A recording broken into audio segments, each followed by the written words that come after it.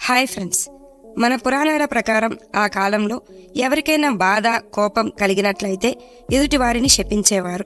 అయితే వారు అనవసరంగా శాపాలు పెట్టేవారు కాదు. ఎంతో తీవ్ర స్థాయిలో వారికి నష్టం వాటిల్లినప్పుడు మాత్రమే శాపం పెట్టేవారు. అందువలనే మన పురాణాలలో ఎంతో మంది శాపగ్రస్తులుగా మిగిలిపోయారు. యాయాతి నుండి శ్రీకృష్ణ భగవానుని వరకు శాపాలకు గురైన వారే చాలా మంది శపించబడిన వారు ఉన్నారు. మన ఇతిహాసాలలో మహాయోధులు కూడా శాపగ్రస్తులయ్యారని చెప్పబడ్డారు. మహాభారత కాలం నాటి శాపాలు నేటికి ప్రజలు అనుభవిస్తూనే ఉన్నారు. వాటిలో 10 శాపాల గురించి, అలాగే ఆ శాపాలు ఎవరు పెట్టారో, అలాగే ఎవరు శాపగ్రస్తులయ్యారు, ఇలాంటి సందేహాలన్నింటికీ సమాధానాలు ఈ వీడియోలో తెలుసుకుందాం.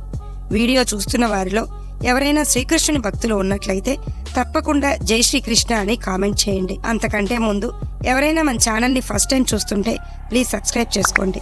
అలాగే తప్పకుండా ఈ వీడియోని లైక్ చేయండి. మీ ఒక్క లైక్ మాకెంతో సపోర్ట్నిస్తుంది. ద్రౌపది.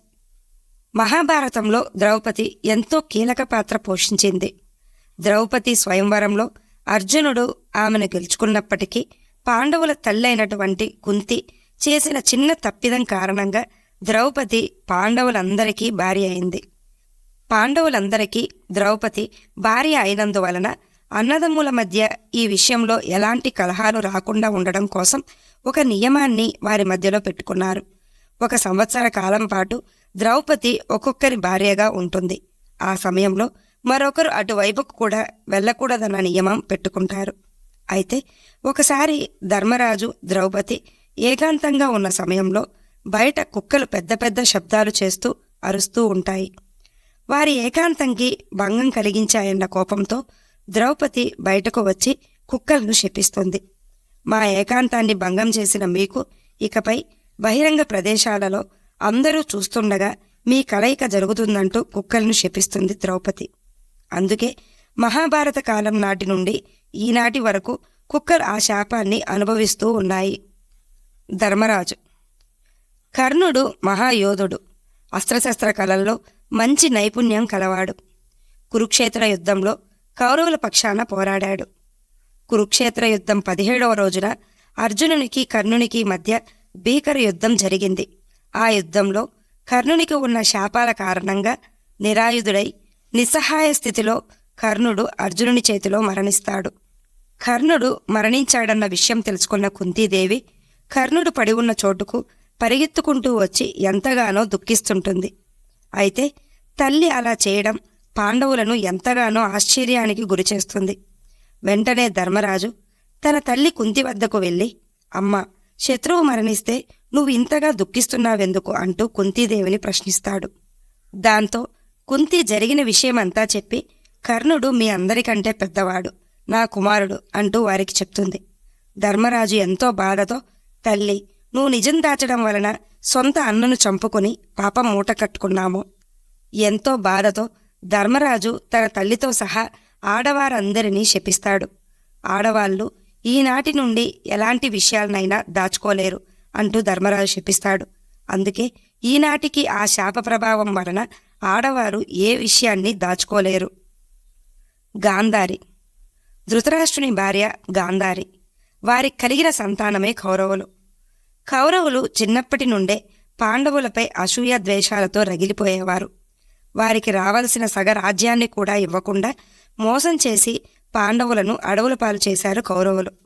దాని కారణంగా చివరకు వారి మధ్య కురుక్షేత్ర యుద్ధమే జరిగింది. ఆ యుద్ధంలో పాండవులు కౌరవులందరినీ చంపి వారిపై విజయం సాధించారు. కన్న బిడ్డలందరినీ పోగొట్టుకున్న గాంధారి ఆమెను ఓదార్చడానికి వచ్చిన శ్రీకృష్ణుణ్ణి కోపంతో శపిస్తుంది. నువ్వు అనుకుంటే ఈ యుద్ధం జరగకుండా ఆపగలిగేవానివి, కాని నువ్వు అలా చేయలేదు.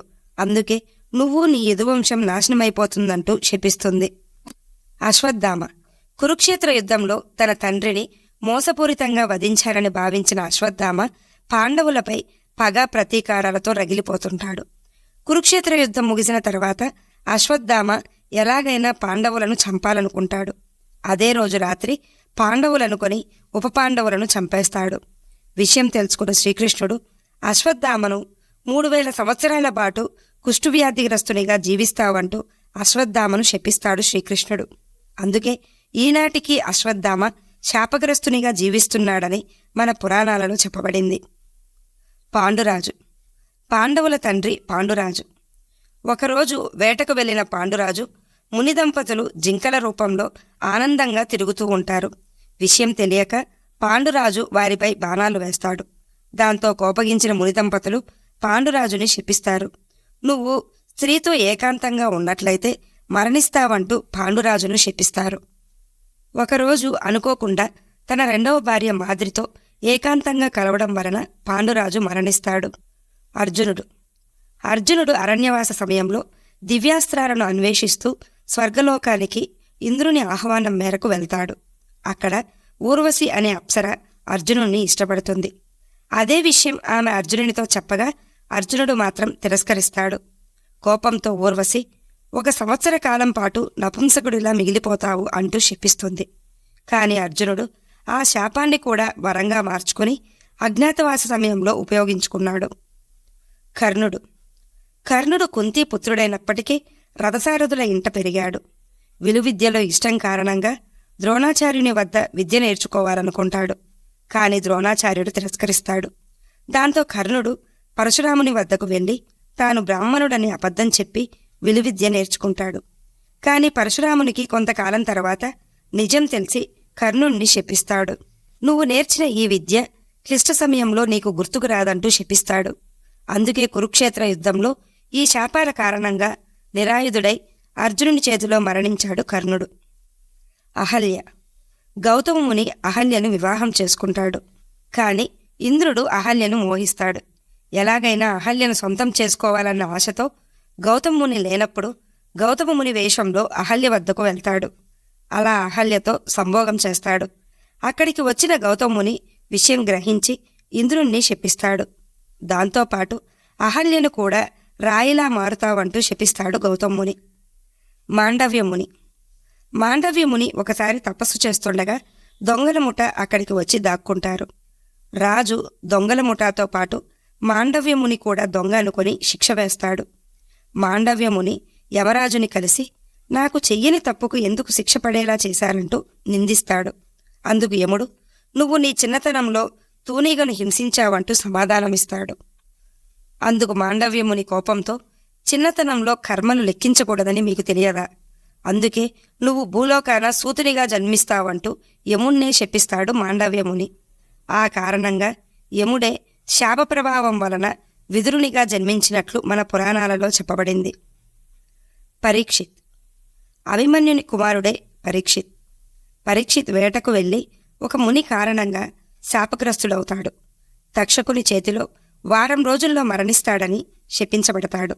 అదేవిధంగా తక్షకుని చేతిలో పరీక్షిత్ మరణించాడు. పరీక్షిత్ మరణం తర్వాత కలియుగం మొదలైనట్లు చెప్పబడింది. ఈ వీడియో మీకు నచ్చినట్లయితే లైక్ చేయండి, షేర్ చేయండి, అలాగే సబ్స్క్రైబ్ చేసుకొని పక్కనే ఉన్న బెల్ ఐకాన్ని ఆన్లో ఉంచుకోండి. Thanks for watching.